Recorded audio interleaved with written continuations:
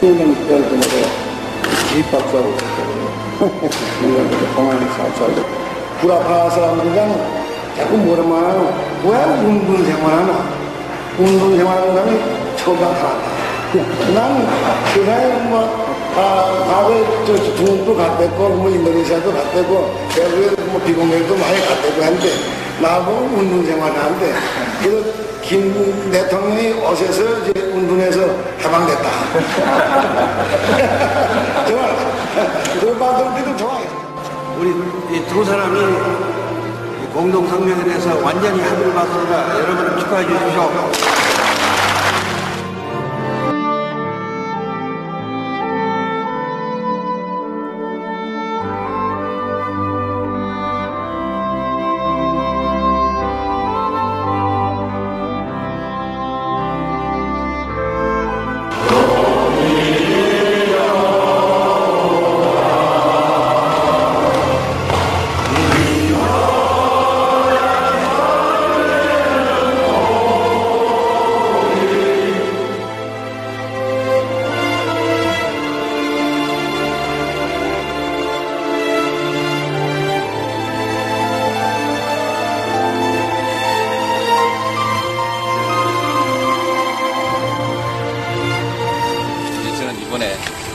대통령으로서 이 금단의 선을 넘어갑니다.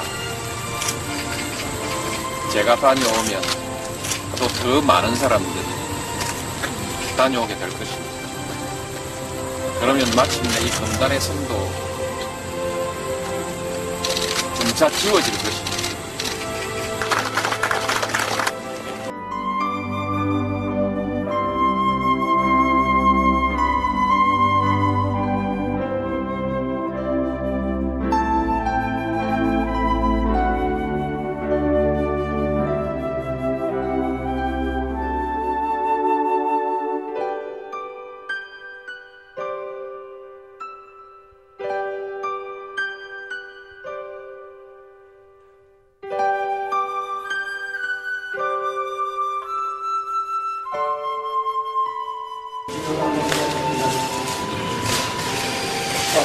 지금 만나자고 했으니까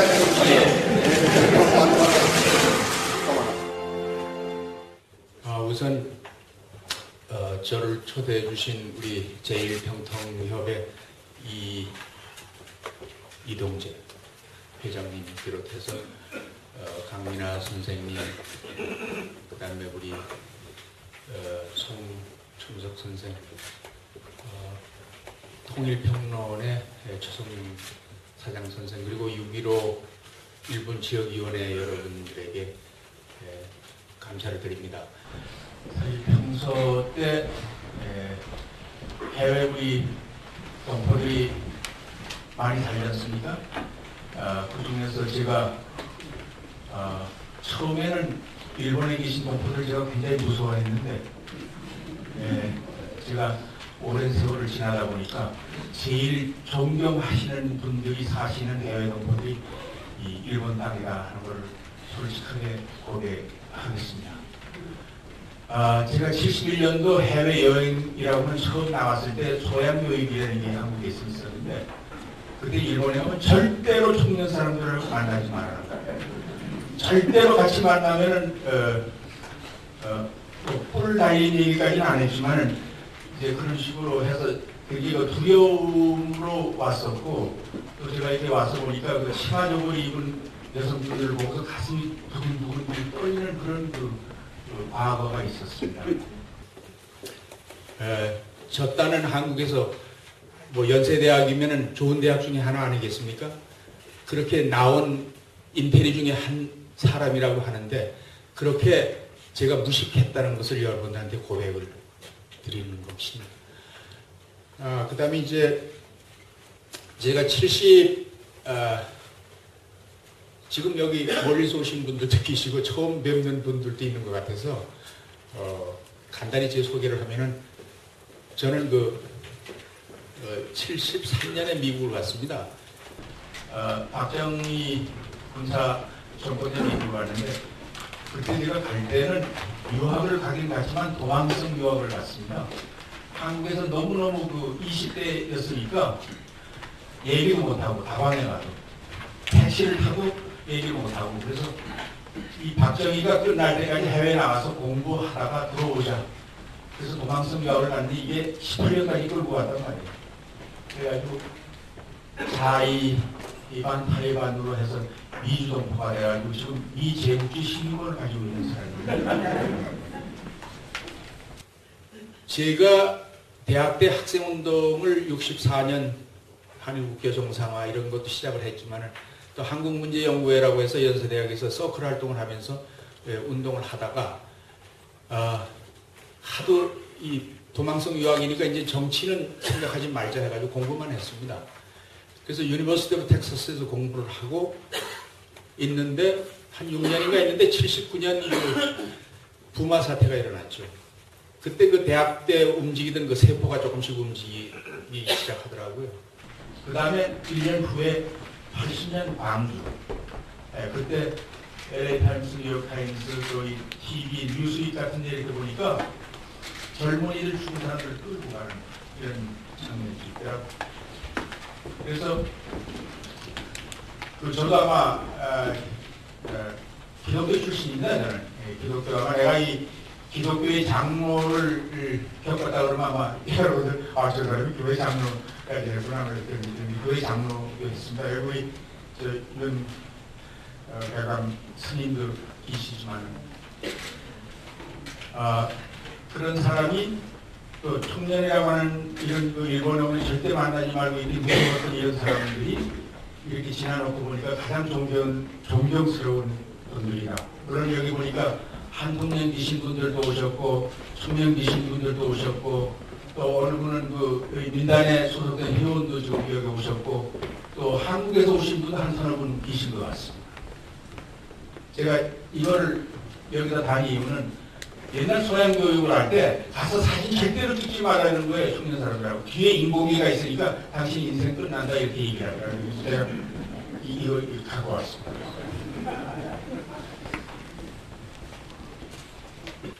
제가 여러분들한테 말을 할 수 있는 자격은 없습니다.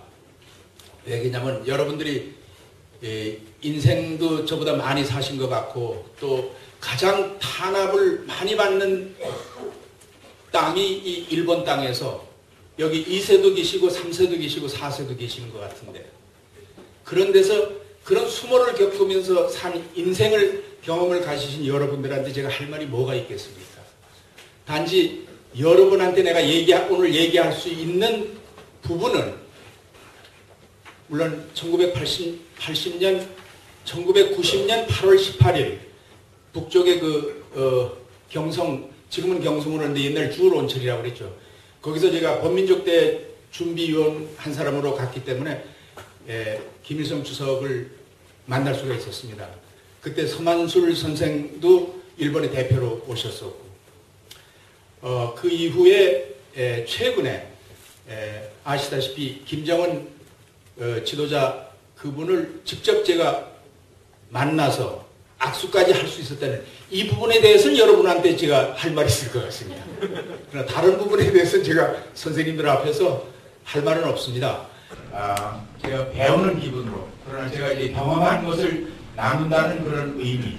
그 다음에 또 하나는 제가 짧은 인생을 살면서도 느꼈던 거는 동으로 가든 서로 가든 우리가 진실을 나누자.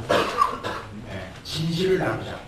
제가 멀리 13시간 비행기 타고 왔습니다만은 여기 이 자리에 서게 된 거는 내가 가진 그 조그만한 경험, 그 진실을 여러분들한테 전달하는 전달자의 어떤 그런 임으로서 왔다 이렇게 생각해 주시면 되겠습니다. 제가 얘기하는 동안에 좀 부족한 게 있더라도 너그럽게 이해를 해 주시기 바랍니다.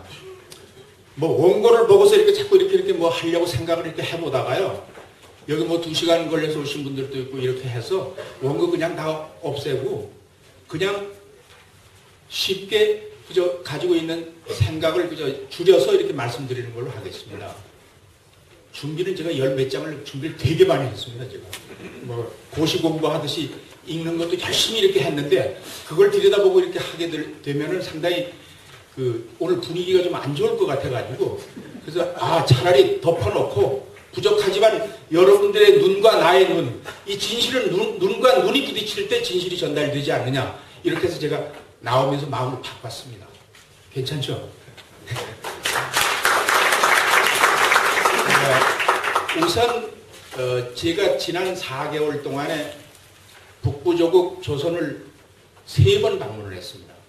작년 11월 하순에 방문을 했습니다. 그때 방문해서 제가 취재한 거는 김정은 그는 누구인가? 이것을 저는 목표로 삼아가지고 취재를 했습니다. 그래서 가서 시천발전소다, 뭐 경공업단지다, 그 다음에 이 방직공장이다, 여기저기 돌아다니면서 거기 취재는 취재대로 하면서 끝나고 나서 김정은 대장 후계자를 만나보셨습니까? 이게 80%가 만났더라고요. 지배인이 이러시는 분들이.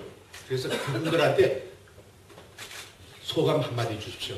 그 소감을 다 받아가지고 제가 돌아와가지고 5차례 김정은 그는 누구인가 썼습니다. 아마 여기 이 중에는 인터넷 보시는 분들은 아마 읽으셨을 줄로 압니다. 저보다 여기 일본에 계신 분들이 자료도 많으니까 많이 들었겠지만 또 저는 저 나름대로 심층 취재를 통해서 북녘에 계시는 각계각층의 여러분들 마음속에 김정은은 어떻게 자리하고 있는가, 이것이 제가 좀 알아보려고 했던 내적인 목적이었습니다. 그래서 5차례 취재한 것을 요약하면은 이미 오래전에 김정은 그분은 이북 그 인민들의 마음속에 자리하고 있었다 하는 걸 제가 발견을 했습니다. 상당히 오래됐습니다. 그 다음에 여러분 아시다시피 발걸음이라고 하는 노래가 있습니다. 척척척. 그 노래도 퍼진 지가 오래됐어요. 오래됐는데 후계자인 김정은 그분 자신이 좀 영어로 말하면 hold 조금 참아라, 좀 이렇게 억제를 했다고 합니다. 그래서 그 노래가 한창 퍼지다가 조금 이렇게 그 중단된 것도 있는 것 같습니다. 그때 그 만난 그분들의 이야기의 요점을 얘기를 하면 첨단 과학 기술 지식을 가진 현대 전쟁에서 굉장한 깊은 조예를 가진 군사계의 전문가로서 인지가 되어 있구나 하는 걸 제가 발견을 했습니다. 그리고 그분 자신이 김일성 군사종합대학을 나오지 않았습니까? 그리고 논문도 또 그런 논문을 쓰셨어요.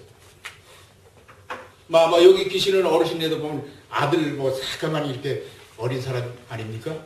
그러나 또 우리가 김일성 주석을 생각한다면 김일성 주석이 떠날 때 10대 떠난 거 아닙니까? 혁명을 하고. 그런 거에 비하면 또 30대니까 1982년 1월 8일생입니다. 이미 그분들의 마음속에는 오래 자리가 잡혀 있었고 이분이 정치, 경제, 문화, 사회 또 해외에 나가는 경험이 있기 때문에 상당히 세련된다고 할까요? 예. 그래서 나는 영어로 그분이 하는 거는 들어보지 못했지만 그 세계를 바라보는 안목, 그 다음에 인터넷, 그 다음에 이 첨단과학이니까 1900 몇 년입니까? 2009년입니까? 광명성 이혼 알릴 때 여기 일본 분 여기 혹시 있는지 모르겠는데 일본 당국자들이 요격하겠다고 했을 때 거기에 대비해서 준비를 했던 분이 김정은 최고사령관으로 좀 되어 있습니다. 너희들이 가격을 했을 때 일본을 어떻게 하겠다고 하는 것이 이미 그때 준비가 다 됐다는 거 아마 여러분 다 아실 겁니다. 처음 들으시는 분들은 물론 있겠지만 그러니까 그만큼 그 현대전에 대한 인식과 지식이 상당하신 분이다 하는 거. 그 다음에 이 왕별이라고 그러죠. 이 큰 별 다시 이 원로들이 상당히 놀람을 금치 못한다 하는 것을 제가 직접 인민군 그 왕별을 통해서 제가 또 알아본 것도 있었습니다. 그 다음에 이제 도톰강 상점이라고 해서 좀 칠갑상어도 팔고 물고기 파는 거 아마 이 중에는 가보신 분들도 아마 있을 것 같은데 그 지배인 같은 경우는 이제 얘기를 해보니까 이런 얘기를 하더라고요. 이 김정일 국방위원장께서 이렇게 다녀가면은 그 이튿날 이렇게 탁 왔대요. 김정은 후계자께서 그래서 어저께 와서 뭐라고 얘기하고 뭐라고 이렇게 얘기했는데 근데 지금 나이 드신 분들이 거기서 엘리베이터가 이렇게 없어가지고 거기 좀 불편하다는 이런 무슨 대화가 있었다고 하는 걸 전달을 했다고 합니다. 그러니까 그걸 메모를 해가지고 권능을 있는 상태에서 한 달 만에 엘리베이터 위에 올라갔다 내려갔다 하는 거를 설치를 했다고 합니다. 그래서 그러면서 그 여자 그 지배인인데 굉장히 그 놀라고 그다음에 이제 그 김정일 위원장이 이렇게 다니면서 이렇게 그 수행원들 많이 데리고 다니잖아요. 데리고 다니는데 이제 물건값이 이렇게 찍는데 왜 이렇게 우리 저 캐시 이렇게 하면은 이렇게 붉은 거 이렇게 하면 착착착 돈 나오는 거 있지 않습니까? 이렇게 하는데 이거 한번 해보라 그러니까 그 많은 수행원들도 있는데 이분이 그냥 빨리 가서 그냥 그 물건을 가서 그 계산기에다가 집어넣도록 이제 그런 것도 이렇게 설명을 해주는 걸 보면서 제가 뭘 느꼈나 하면은 김정은 지금 최고사령관이라고 하는 분은 이미 그 자리에 올라가기 전에 김정일 국방위원장의 특등 전사다 하는 걸 제가 발견했습니다.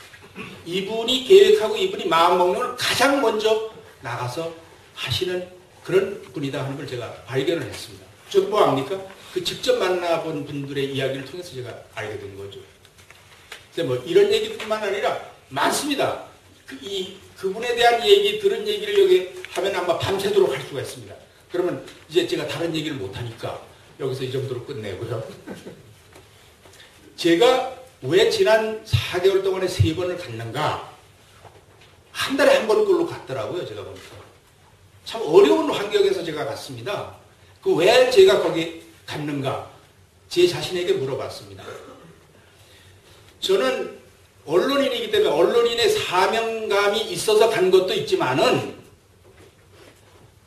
제가 평양을 생각할 때는 또 제가 김정일 위원장을 생각할 때는 평양은 민족 대단결의 요람지다. 민족 대단결의 진원지다. 그 다음에 북쪽의 지도자들은 김일성 주석을 비롯해서 김정일 국방위원장 또 지금 현재 김정은 그 후계자 이분들은 대를 이어서 조국 통일 운동의 선봉에서 밤을 자지 않고 이렇게 수고하시는 분들이다. 멀리는 1948년 남북 연석회의 또 가까이에는 2000년 6.15 선언 조금 전에 우리가 화면에서 봤지만 그 이후 7년 후에 노무현 대통령과의 평화 번영을 위한 14남북 정상선언 이런 거를 볼 때 지금까지 이 북쪽에 내려온 우리 조국 통일사를 보면은 민족 대단결의 본산지다 이겁니다. 거기에 김정일 위원장께서 세상을 떠났는데 제가 민족 언론인의 한 사람으로서 꼭 가야 되겠다 어렵지만 그렇게 해서 갔던 것이고 또 그렇게 해서 몸이 좀 불편하시다 그러니까 제가 후계자에 대한 관심을 갖기 시작을 했습니다. 그래서 11월 달 가서 취재를 했는데 5차례 취재를 하고 나서 한 달 만에 또 딱 가게 되니까 어떤 분을 그러더라고요. 도 선생 선견지명도 많네요. 이렇게 얘기하시는 분들도 있었어요. 아마 김정은 대장 그는 누구인가에서 5차례 쓴 기자는 아마 김지영 우리 조선신문 기자들 중에 5번은 못 썼을 것 같아요. 한 번은 써낸 경우지만 제가 5번을 연대로 이렇게 썼습니다. 그래서 역시 이 많은 사람들이 본격적으로 이렇게 세상을 떠나기 전에 이렇게 쓴격이 되어버렸습니다. 제가 뭐 이렇게 내다보고 쓴 건 아니지만 내 마음이 그렇게 쓰고 싶더라고요. 그래서 이제 썼고 그 다음에 11월 달에 그렇게 취재를 하고 왔는데 한 달 만에 서거 소식을 접하게 됐습니다. 그래서 어렵지만은 오늘 그러고 나서 설명했듯이 눈보라 속에 평양을 찾아서 눈보라 속에 평양의 장면을 보고서 돌아와서 잠이 안 오더라고요. 왜 잠이 안 오는가? 하나는 그 눈보라 속에 뭐 표현도 그런 우리 유태영 목사님 우리 미국에 계시는 재미동폭에서 뭐라고 썼느냐면 땅도 울고 하늘도 울었다. 정말 그 울부짖는 북녘동포들의 그 장면을 보니까 돌아와서 잠이 안 오더라고요.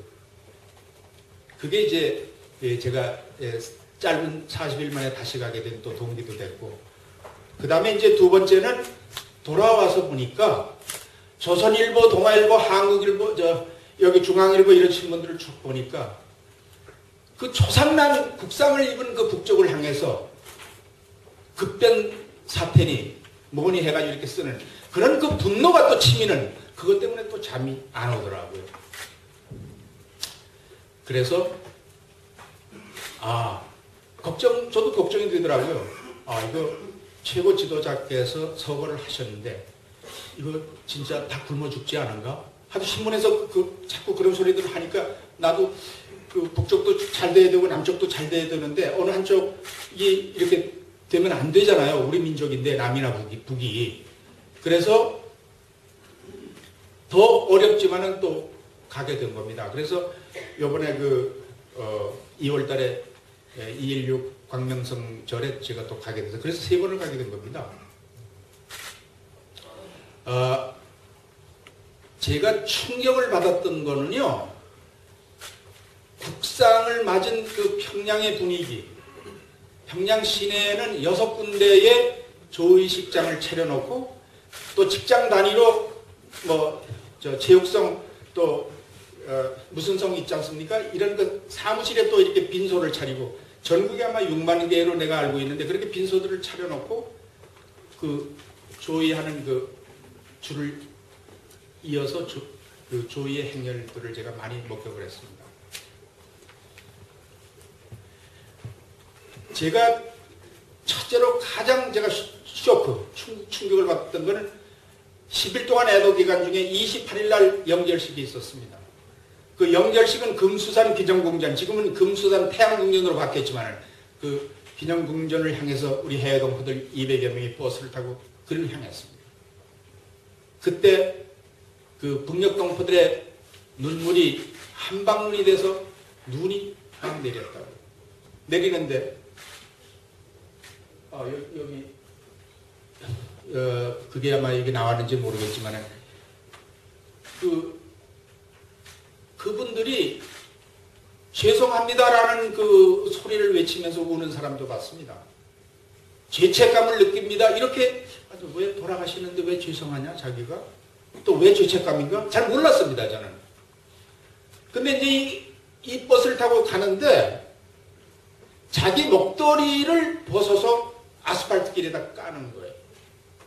옷을 벗어서 까는 거예요. 왜 그럽니까? 거기서는 김정일 위원장을 난 국방위원장이라 했지만 그분들은 장군님이라고 그러지 않습니까? 거기 분들은 장군님이 마지막 가는 길에 젖은 길을 밟지 말라는 그런 걸로 해서 했다는 거예요. 저는 너무 그게 충격을 받았습니다. 또 북을 제가 100%를 몰랐기 때문에 그 국상을 입은 북녘동포들의 모습을 보고서 정말 처음에 충격을 받은 이 세상에 과거의 역사나 지금 이 현재의 역사나 또 미래의 역사에도 이 같은 나라가 세상에 있을까? 그렇게 제가 의문을 갖게 됐습니다. 정말로 거기에 그 국민들, 인민들하고 지도자가 나는 그 정도까지 끈끈하고 그 정도까지 이렇게 공고한 줄은 몰랐었습니다. 그러나 그분들의 울부짖는 또 죄송하다고 하는 건 뭐냐면 자신들이 조금만 더 열심히 했으면은 달리는 열차에서 순직하지는 않으셨지 않은가. 그 인민들의 울음소리 속에 그게 있더라고요. 내가 조금만 더 열심히 했으면은 그 12월 24일이 최고사령관들이 20주년이 됩니까? 그때 이 김정은 후계자가 아주 대공연을 멋있게 하던 공들여가지고 준비를 했던 것 같습니다. 그것도 보여드리고 싶고. 그 다음에 또 금년 2월 16일이 칠순 아닙니까? 그렇죠? 1942년생이니까 그 칠순 잔치도 해드리고 싶었고, 또 이제 조금 있으면은 4월 지금 축제 준비가 한창입니다만은 내달이면은 그 100주년, 그야말로 강성대국의 문패를 건다고 하는 그 역사적인 그날을 우리 장군님 해드리지 못하고 저희들 때문에 미안합니다. 이런 것이 북녘동포들의 현장의 모습이었습니다. 어떤 분들은 물론 잘 몰라서 그러는 분들도 있지만 어떤 분들은 저거 진짜 우는 거야? 저 가짜로 우는 거 아니야? 네. 이런 분들도 있었고 또 아주 그 조선중앙동아일보 또 남쪽 이명박 이 대통령을 비롯해서 그 정부 사람들이 너무나 그 진실을 몰라주고 너무나 그 관혼상제 우리 한국 우리 조선의 미풍양속이라고 하는 건 슬플 때 위로해주고 아플 때 보다듬어주고 즐거울 때 기뻐해주고 이게 우리의 전통적인 아름다운 것인데 그것하고는 정 다른 그런 현상을 이렇게 볼 때 너무나 저는 가슴이 아팠습니다. 사실.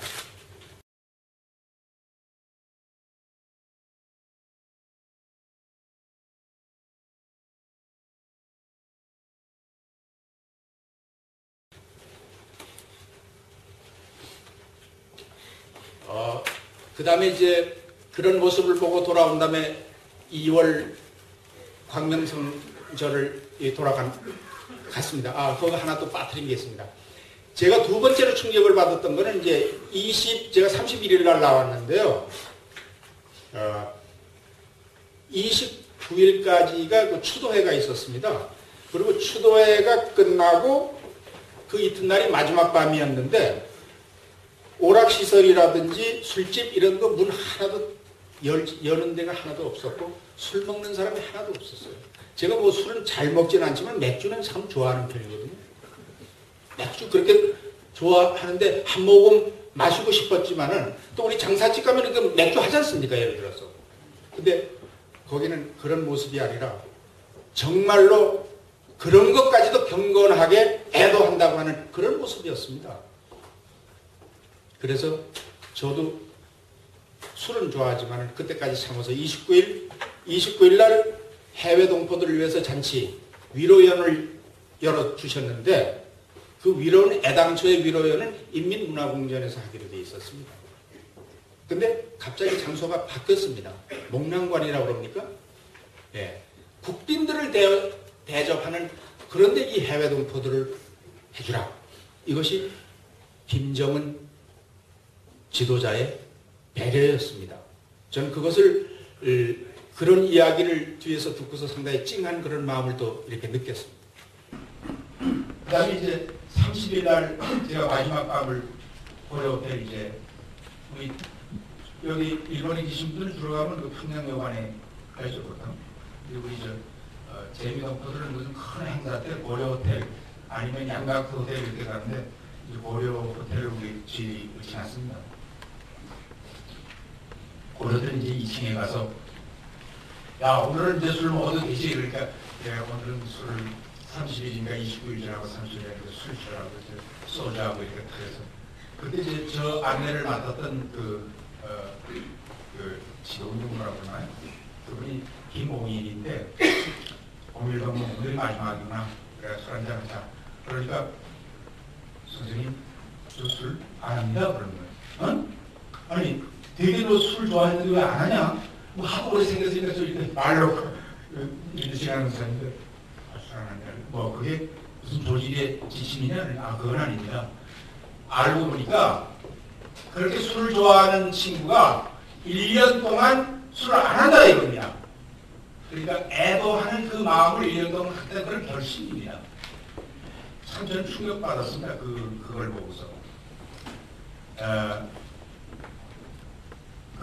그리고 이제 귀띔을 주는데 자기만이 아니라 자기 주변 동물들도 그런 동물들이 다 하는 그런 귀띔을 주더라고요. 그렇게 해서 제가 이제 국상 맞은 그 모습을 보고 돌아왔는데 그 다음에 이제 이번 2월 달에 제가 갔을 때 모습은 그때 모습하고 다 다르셨습니다. 무슨 모습이었냐면 정말 그때는 슬픔과 애통함과 이런 그 전국적으로 그런 것이 있었는데 2월 달에 가니까 모습이 어떻게 바뀌었냐면 또 공장에 또 다녔습니다. 저는 가면 꼭 경공업, 중공업 할 것 없이 뭐 희천발전소, 방주 공장이고 저는 이런 데 주로 막 찾아다니는데. 근데 이번에는 어떤 모습으로 바뀌었냐면 그 국상을 맞았을 때 눈물 바다가 됐던 평양의 분위기가 슬픔과 애절함이 힘과 용기로 전환됐다고 하는 걸 피부로 제가 느꼈습니다. 그리고 그 지배인들 몇 사람들 얘기를 들으면서 자기들이 목표를 이렇게 세워놨는데 목표를 한 배 더 달성했다 이겁니다. 어떻게 그렇습니까? 하니까 어떻게 얘기하니까 우리가 국제노동법에 8시간 근무 아니겠습니까? 8시간 근무하고 가라고 그러는데 12시간, 14시간 이렇게 일하는 노동자들, 일꾼들 가지 않는다는 거예요. 일을 더 하겠다. 그러면서 이제 이런저런 얘기를 하면서 제가 느꼈던 게 뭐냐면 자신들이 김정일 국방위원장께 충성하지 못한 안타까움과 가슴 아픔을 그 다음 바톤을 받은 후계자인 김정은 대장을 위해서 복무하겠다라는 메시지였습니다. 제가 파악을 했을 때는.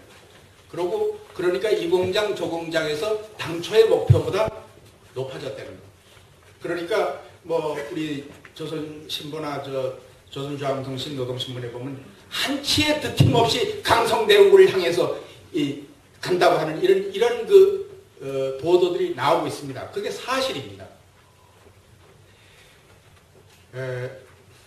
그리고 제가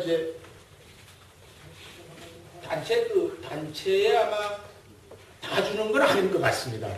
아마 제가 민족통신 또 대표가 하니까 우리 단체 아마 이게 책이 아주 기가 막힌 책입니다. 나는 이북에서 나온 책 중에서 이번 주에 지금 책이 제일 잘 만들었어요. 이 책하고 그 다음에 이거 위대한 생의 마지막 해 2011년에 그 1월 1일서부터 쭉 했던 거고 이건 영어로 되어 있는 거예요. 내가 아마 미 제국주의에 왔으니까 선전 아마 잘하라고 만들어서 준 것 같은데 이건 영어로 되어 있는데 내용은 같습니다. 그래서 아까 여기 화면에 있는 것처럼 그런 장면 1년 동안에 이렇게 하신 이런 일들이 이렇게 쭉 나옵니다. 저는 그리고 이건 아마 특별히 이번 아마 돌아가시기 전에 계획했던 것 같습니다. 그래서 아마 칠순잔치나 이럴 때 아마 이렇게 선물로 드리려고 했던 게 아니겠는가 이렇게 보는데 여기 내가 접어서 이렇게 나온 게 있는데요.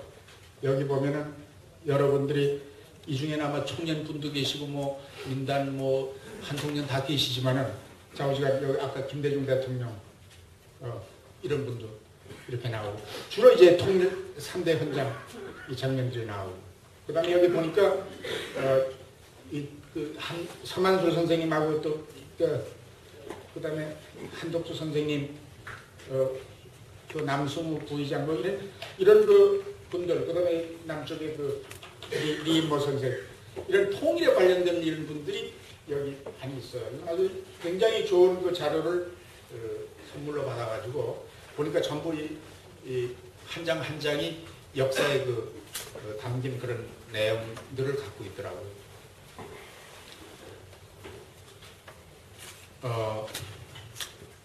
아마 이제 오늘 제가 이야기하는 것 중에서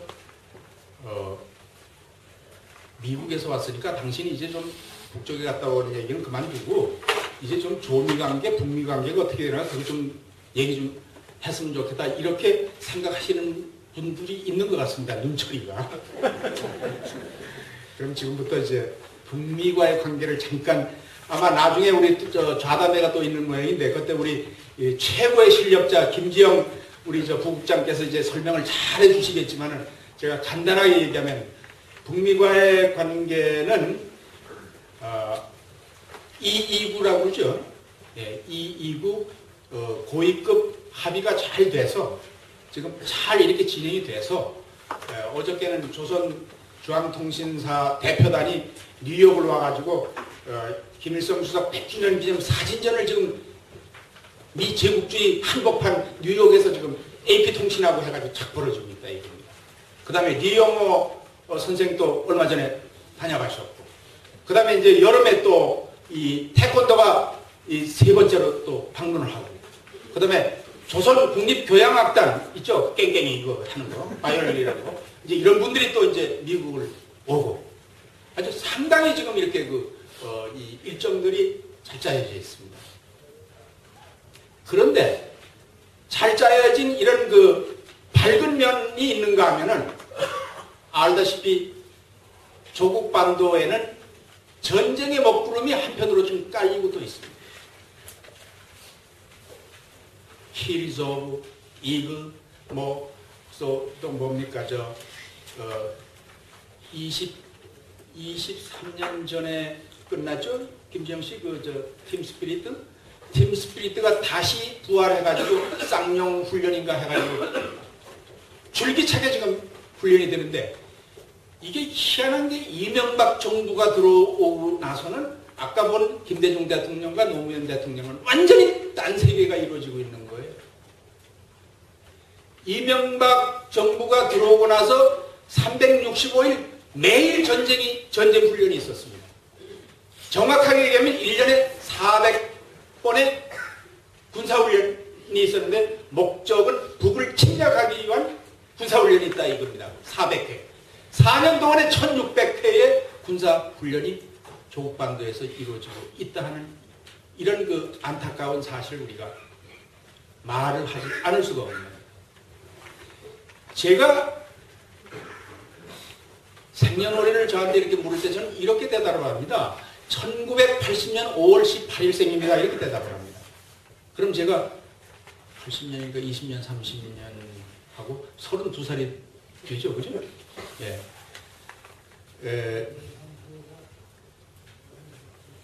근데 80년 이후부터 지금까지 이렇게 봐도 제가 80년 광주 때문에 내 머릿속에 가장 증오하는 사람이 전두환이었어요. 근데 요즘 전두환이가 도망가 버렸습니다.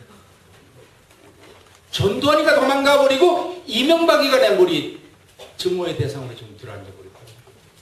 나는 이승만부터 시작을 해가지고 우리가 분단 67년의 이 남쪽의 역사를 이렇게 보면은 이명박과 같은 이런 반인륜적이고 인정머리 없고 이런 야비하고 이런 사람은 제가 처음 봤습니다. 아주 야비합니다. 아니 조상집에다가 칼질을 하는 이런 사람이 어디 있습니까? 심지어는 미국 대통령까지 조문을 보내고 일본 고이즈민가 나는 잘 모르겠습니다만 일본 총리하던 사람도 조의를 표시하고 이렇게 하고 있는데 그래서 나는 어떨 때는 혼자 이명박이가 일본에서 났다고 했더니 이게 진짜 일본 피를 받은 사람인가 말이에요. 참 저는 아직까지도 이해가 안 됩니다. 저는 참 이명박 정부가 잘 되기를 빌기 위해서 논평도 많이 썼습니다. 많이 남북 화해를 위해서 좀 해달라는 그런 글도 많이 썼는데 이분이 제 글을 받아들이지 않더라고요. 저는 여기 일본 땅입니다만은 일본을 사랑합니다. 저는 또 미국 시민이라고 제가 얘기했지만 미국을 가장 사랑하는 사람 10명 나오라고 하면 노길남이가 들어갑니다. 왜냐? 저는 진정으로 미국이 도덕적으로 거듭난 그런 나라로 되길 바랍니다. 그리고 내 자식들도 자라기 때문에 이게 똑바른 역사로 가기를 바라는데 1%의 지배 세력이 제 말을 듣지를 않습니다. 그래서 결국은 미국은 지금 어디로 향하고 있는가? 남은 것은 15.4조 달러라고 하는 빚더미에 올라앉아 있습니다. 지금 미국은 돈을 빌리지 않고서는 전쟁을 할 수 없는 불구자가 지금 되어 있습니다. 미국이 남북 전쟁을 할 때 프랑스하고 네덜란드에서 돈을 빌려서 했지 않습니까? 미국이 1차 대전을 할 때 채권 팔아가지고 한 겁니다. 채권 팔아가지고 3분의 1 전쟁 비용에 쓴 거 아닙니까? 2차 대전은 또 채권 팔았는데 50%를 채권 판 돈으로 전쟁을 했다 이겁니다. 소위 코리아 전쟁이라고 해서 한국 전쟁은 지금으로 따지면 6천억 달러가 되지만 그 당시에 500억 달러라고 그러는데 이걸 우리 계산하면 지금 이게 6천억 달러가 됩니다. 그때 이제 빚이 쌓이기 시작합니다. 지금 이라크 전쟁 전혀 설득을 얻지 못하는 전쟁 아닙니까? WMD라고 해서 그 대량 살상 무기가 있다고 그러는데 그거 뭐 거짓말 아닙니까? 그래가지고 조지 W 부시 이 사람이 전쟁 일으키는 거 아닙니까? 2003년 럼스필드라고 하는 국방장관이 이거 뭐 500억 정도면 이거 전쟁 뭐 쉽게 할 수 있다. 500억 달러가 뭡니까? 8천억 달러가 들어갔습니다. 8천억 달러. 그 다음에 아프가니스탄 전쟁 4천억 달러가 들어갔습니다. 지금 15.4달러 중에서 채권 파는 게 9조 달러입니다. 9조 달러. 9조 달러에서 절반이 외국 자기 국민들이 아니라 외국에 판 채권. 일본도 채권 많이 샀습니다. 꼬박 노릇합니다. 한국도 채권 많이 샀어요. 제일 많이 산 게 중국입니다. 제가 왜 이런 말씀을 드리냐면 빚을 져가면서 전쟁을 해야 되는 꼴로 추락해버린 미국을 볼 때 역시 제국주의는 오래가지 못한다 하는 걸 제가 느끼고 있습니다. 이미 알다시피 세계은행 그 장 뽑는 걸 이제 미국 사람이 그냥 줄줄이 했는데 요즘에 그 은행장도 이제 미국 싫다고 이제 이렇게 반발이 일어나고 그 다음에 IMF 같은 것도 이제는 미국판이었는데 뭐 작년인가 지난번에 그 중국 사람이 부의장인가 그거 됐잖아요. 지금 달러가 지금 또 똥값이 돼요. 내가 미국 시민인데 달러 좀 주머니에 넣기 와서 여기 엔을 바꿔도 옛날 같지 않고 중국에 가서 바꿔도 같지 않고 심지어는 식민지 나라 한국에 가서도 달러로 이거 바꿔도 예전 같지 않더라 이겁니다. 이걸 뭘 말하나? 결국은 미국의 힘이 약화되고 있다는 겁니다. 버라크 오바마가 이런 얘기를 했지 않습니까? 동시에 두 개의 전쟁은 할 수 없다. 이렇게 고백을 했습니다. 그건 맞는 얘기입니다. 사실은 까놓고 털어놓고 얘기해서 두 개의 전쟁이 아니라 하나의 전쟁도 할 수 있는 여건이 조성되지 않은 이것이 미국의 현실입니다. 지금 미국에서 전쟁을 일으키려면 세 가지 중요한 요소가 필요한데 하나는 뭡니까? 채권을 팔아야 되는데 채권 팔 수 있는 입장도 안 돼요. 또 하나는 뭡니까? 세금을 올려야 되는데 세금 올리지 못합니다. 지금 공화당이나 지금 민주당이 세금 올리지 못한다. 또 하나는 뭡니까? 군사무기를 만들 수 있는 재력이 있어야 되는데 돈이 없다. 지금 뭐 알다시피 국제사회는 붕괴가 돼가고 있지 않습니까? 그 국제사회의 붕괴라는 건 자본주의의 붕괴도 의미하는 겁니다. 오히려 지금 이렇게 부흥하는 나라들이 진보적인 나라들이 든든하게 지금 서서히 이렇게 올라오고 있는 서서히 올라오고 있는 이러한 중심에 누가 있는가 한번 여러분 생각해 보십시오. 지금 조선이 굶어 죽는다고 이명박이 뉴라이트 미국의 니어콘 이 보수주의자들은 그동안에 얼마나 많이 노래를 불렀습니다. 3일이면 망한다. 3년, 3개월이면 망한다. 3년이면 망한다. 이렇게 했는데 조선, 북부조국 조선은 지금 어떻게 지금 걸어왔습니다. 지금. 이제는 아마 굶어 죽는다는 얘기에 더 이상 속아 넘어갈 사람은 아직은 조금은 있는데 거의 없는 것 같습니다. 지금 국의 현주소를 좀 말을 해봐라. 이렇게 미국에 비해서 시아는 어떻게 보면 수직기 같은 나라이기도 해요.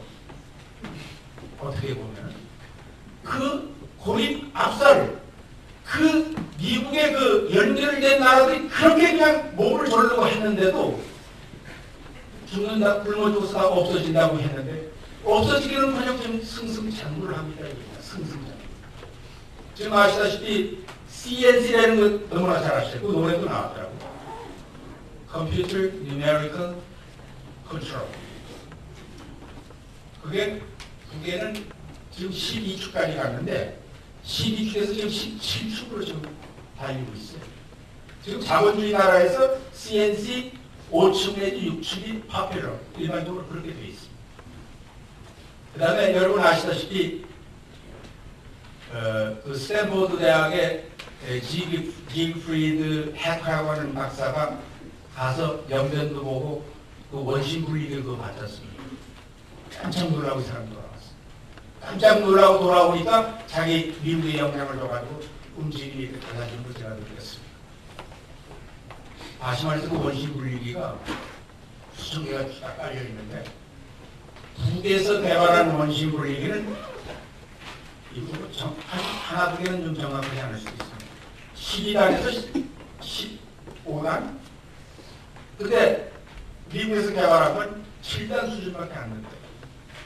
다 굶어 죽는다고 그러는데 깜짝 놀라요. 그 다음에 여러분 아시다시피 뉴클리어 퓨전, 핵 융합 기술이래요. 핵폭탄을 만들 때 핵 분열을 쉽다고 그럽니다. 난 과학자가 아니기 때문에 모르지만 제가 읽은 거에 의하면 핵 분열은 쉬운데 핵 융합은 아주 어려운 공정이라고 그럽니다. 핵 융합 기술에 성공해서 핵 융합 기술에 의한 기계가 나옵니다. 그리고 지금 북의 또 위상 중에 하나는 중동의 이란을 이렇게 얘기하면 이란 사람들이 좀 자존심 상하니까 조금 다르게 표현하면 이란을 측면 지원하고 있다면 이렇게 표현하는 게 좋을 것 같습니다. 얼마 전에 미국 무인 비행기가 쫙 날아오다가 역조정돼가지고 쫙 공항에 탁 내려가지고 하나도 다치지 않고 쫙 해가지고 무인 비행기를 지금 전시관에다가 했습니다. 돌려달라고 그러는데 이란도 배짱이 있다 이겁니다. 그 기술이 북에서 간 기술이라고 합니다. 역조종의 기술에 의해서.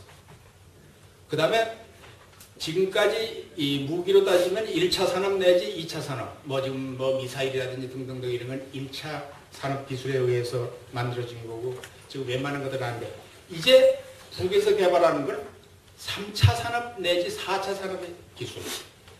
이온을 이용한 무기 체계가 만들어지고 있다.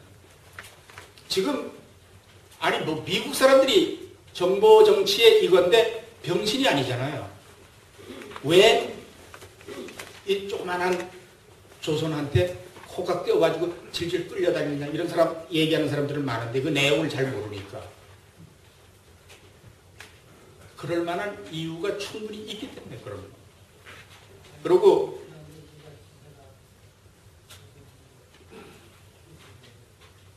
뭐가 잘못했습니까? 뒤에서 지방방송.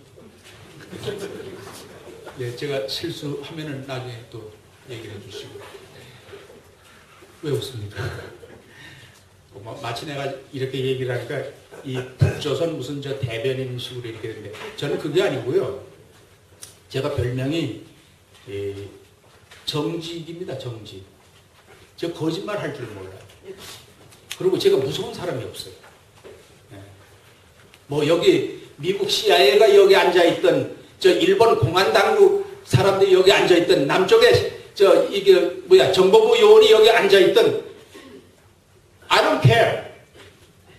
I don't care라는 건 상관없다 이거예요. 전 무서워하지 않습니다.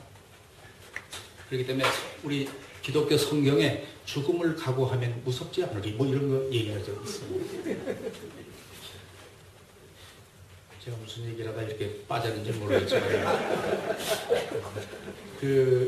일단은 북이 어려움과 고난의 행군 1938년 1차 고난의 행군 1995년 큰 물난리를 통해서 고난의 행군 지금도 물론 고난의 행군으로 가고 있고 쌀도 모두 넉넉하지는 않지만 배를 줄이고 이분들이 함으로써 이렇게 세워놨다는 거. 그래서 가만히 보니까 이분들이 때리고 부시고 호전적이라서 그런 것이 아니라 제가 주체철학을 주체철학 나는 전공을 안 했습니다만은 이렇게 뜨문뜨문 이렇게 이분들하고 대화 속에서 제가 주체 철학이라는 게 다른 게 아니구나.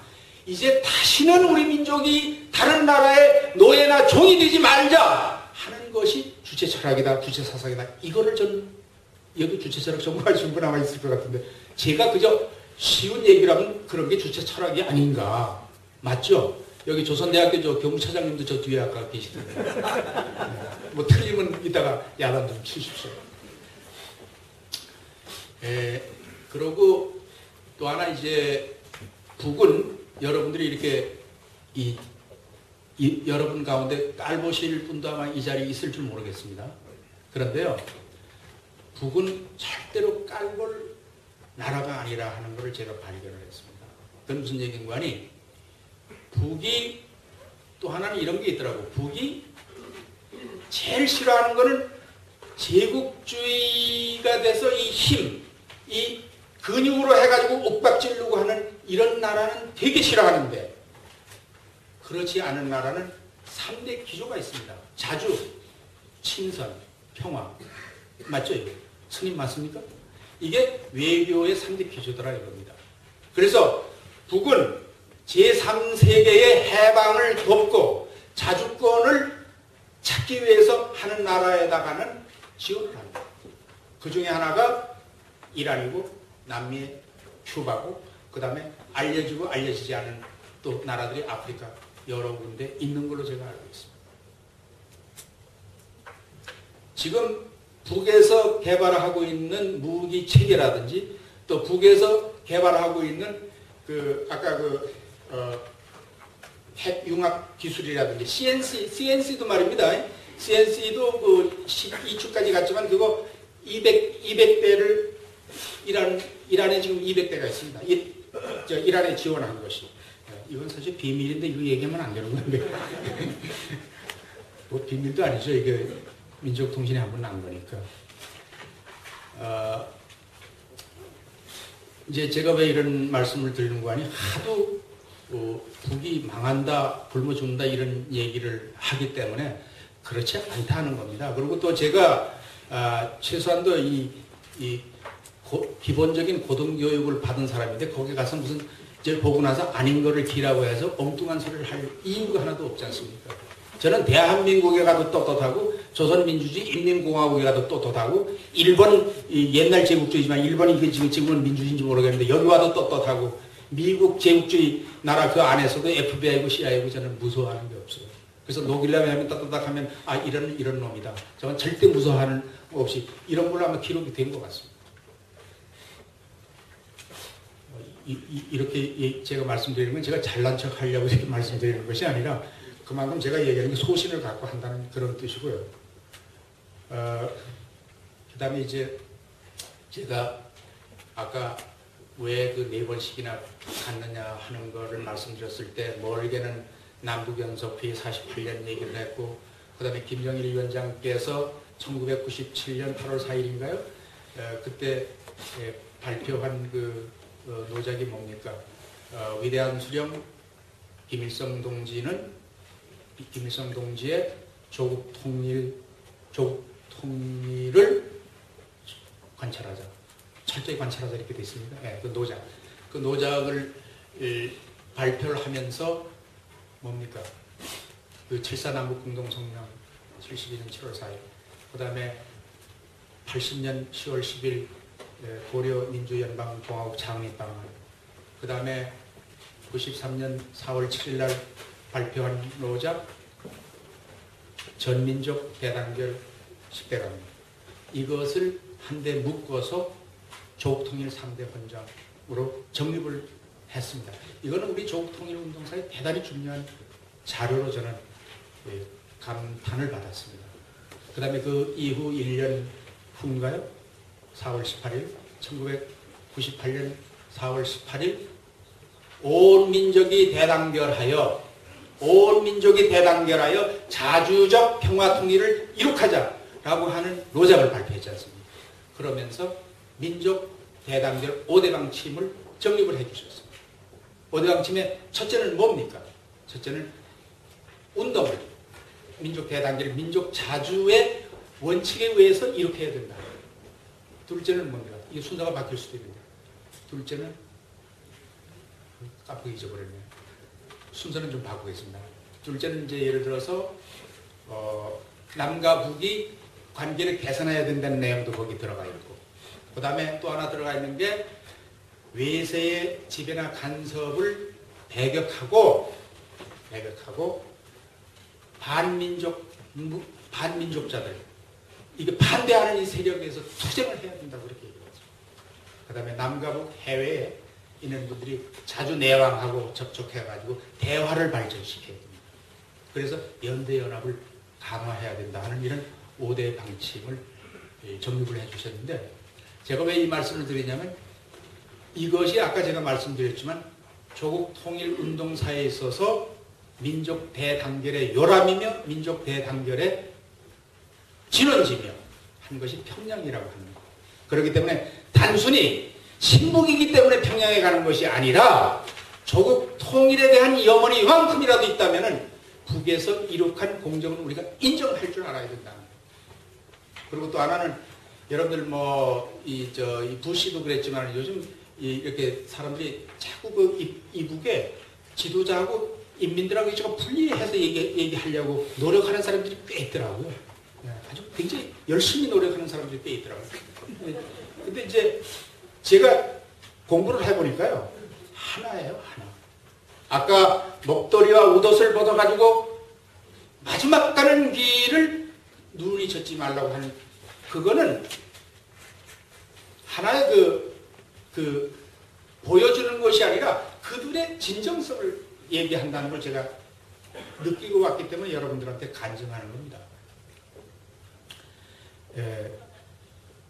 시간이 아마 이제 한 10분밖에 안 남은 것 같습니다. 사인이 살짝 어느 분이 사인을 줬습니다. 10분 남았다고 그럽니다. 마지막 이제 정리하겠습니다. 자, 그러면은 오늘 제목이 이후에 21세기 거창한 제목이 여기 붙어 있죠? 제가 잊어버려서 보겠습니다. 새 단계에 들어선 통일 위협과 우리의 과기가 되어 있습니다. 저는 저 질문에 대한 대답을 이렇게 하고 싶습니다.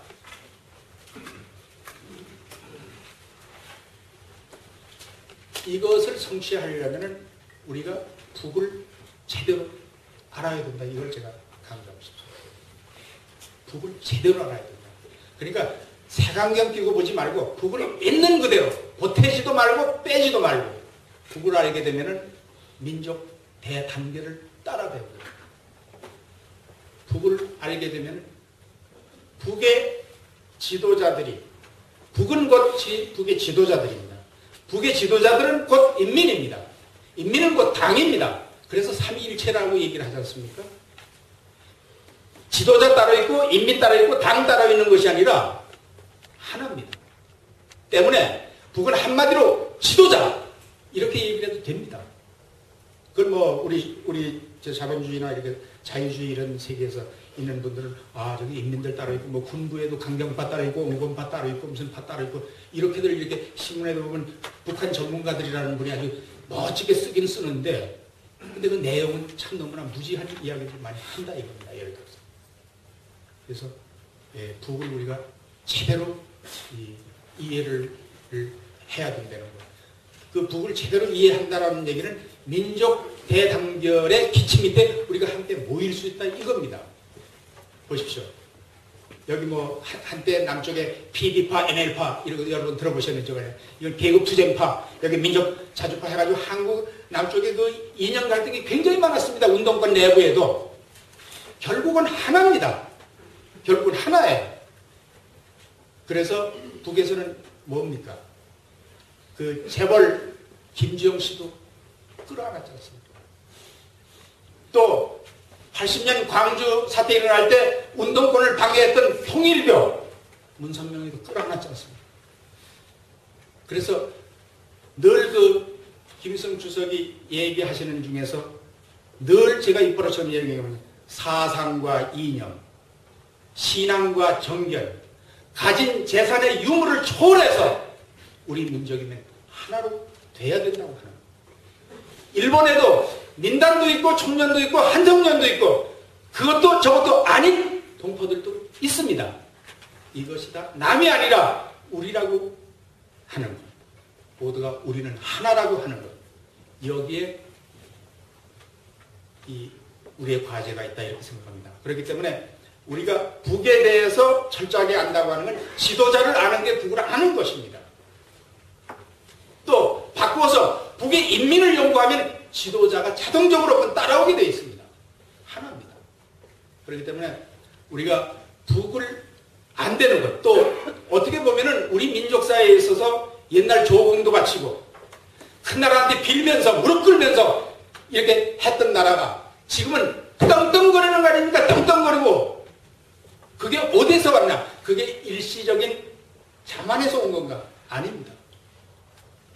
저는 그런 의미에서 두 개의 조국으로 분단되어 있긴 하지만은 북부 조국이 걸어온 데 대해서 머리를 숙이지 않을 수가 없습니다.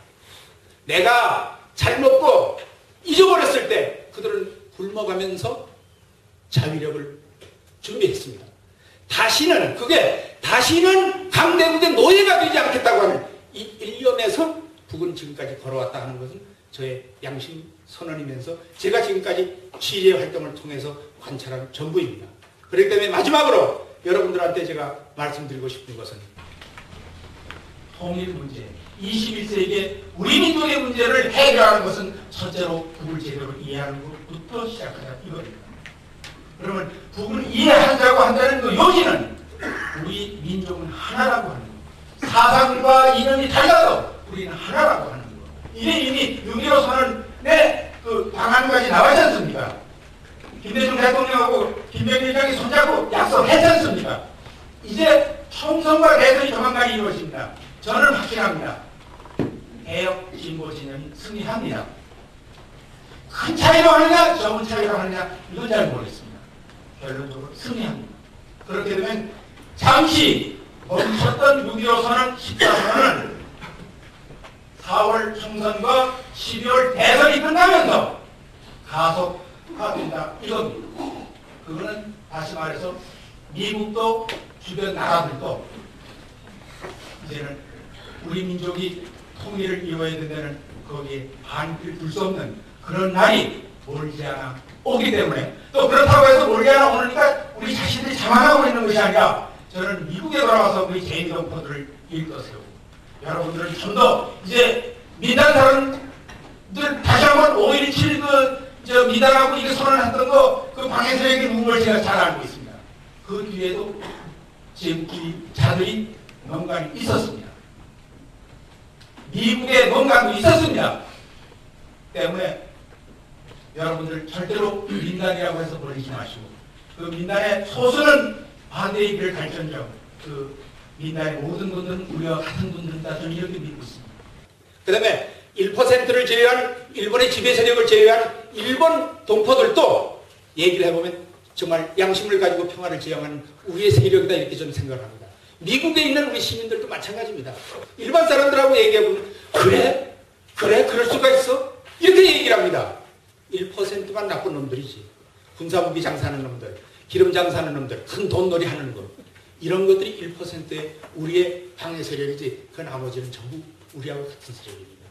저는 마지막으로 제가 지금까지 50차례 북을 방문하면서 뒤늦게 북이 어떤 나라라고 하는 거 이런 걸 느꼈고 제가 청년을 볼 때 이게 무서워가지고 벌벌 떨던 그 어린 시절의 저를 돌이켜보면서 앞으로는 여러분들이 저의 가장 존경하는 제1동포라는 것을 기억하면서 앞으로 남은 인생을 열심히 조국 통일을 위해서 복무하겠습니다. 감사합니다.